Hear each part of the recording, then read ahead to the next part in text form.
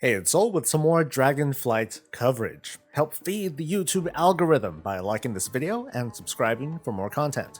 This week, max level content has been unleashed in the Dragonflight Alpha, and about 75% of it doesn't work.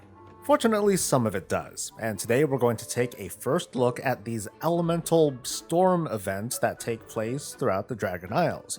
What are they? What's their purpose? And who is the target audience? We're going to try to find out. And let's start with the what.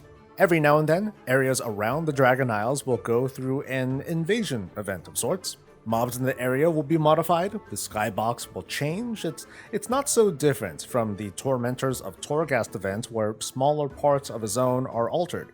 So far, I've seen two kinds of modifications, a wind and a fire event, with mobs using that particular element to whip you into paste. The mobs here are max level elites, and they're pretty tough. As a low gear tank who happened to craft a few heroic level pieces of gear, it was still a struggle to hold my own. Like I said, mobs here are elites, so it's recommended to come in as a group, or to use the pre-made group tool. Or you can solo and get a bit of help. Scattered around the area and dropping from mobs, there are these kind of temporary powers that are not unlike Torghast. They're decent, but they're temporary. Thankfully, there's a power that can restore the duration of your currently active buffs. So the rule of thumb is to pick up power-ups, kill mobs, pick up more power-ups, kill mobs, and just kind of go Dynasty Warriors on the place. Gameplay-wise, that is just about all there is to it. You dive into the area, you kill all these mobs, and you collect stuff. So what stuff actually drops? There's plenty of trash loot, but for me, an item dropped that asked me to turn it in somewhere in Valdrakken, the player hub. Upon turning it in, I earned 1 storm sigil. The other kind of item that dropped was this, an elemental overflow. Over in Valdrakken, where you turn in the quest and collect the storm sigils and other stuff, there are vendors who will take these sigils and the overflow for gear. So here's where we start seeing this kind of gameplay loop. Elemental Overflow can be traded for item level 382 gear, with the exception of jewelry and trinkets, and there is a mount that you can buy as well. Storm Sigils can be turned in for item level 395 gear.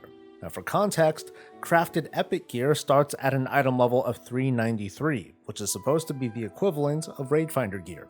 So what can we speculate on based on this outdoor activity and the currency farming and the rewards? I'm pretty sure that the primary target audience of these storm events is made up of people who tend to not participate in the big three, organized raiding, PvP, and mythic dungeons. I see this as an alternative to dungeons and, very important, it's behind a vendor, so players can target the pieces that they need the most.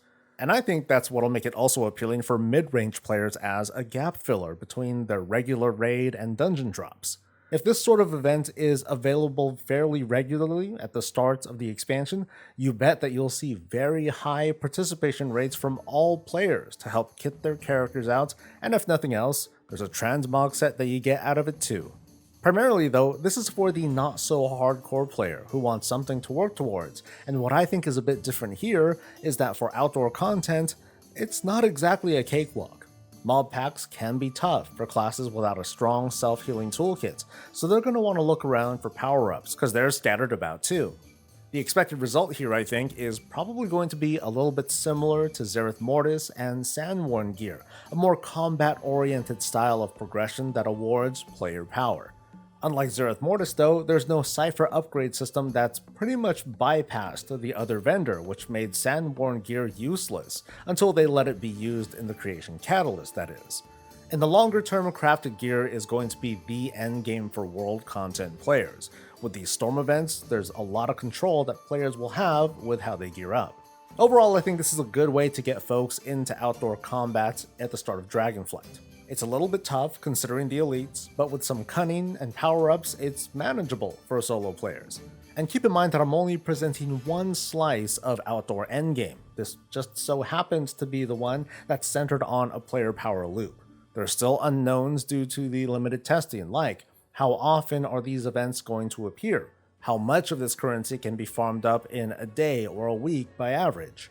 Will these events update in future patches, making this into a kind of gear catch-up?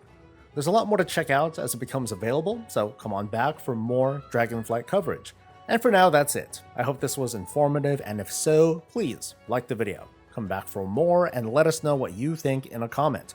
I'll see you in the next video. Until then, stay safe, stay healthy, and stay breezy.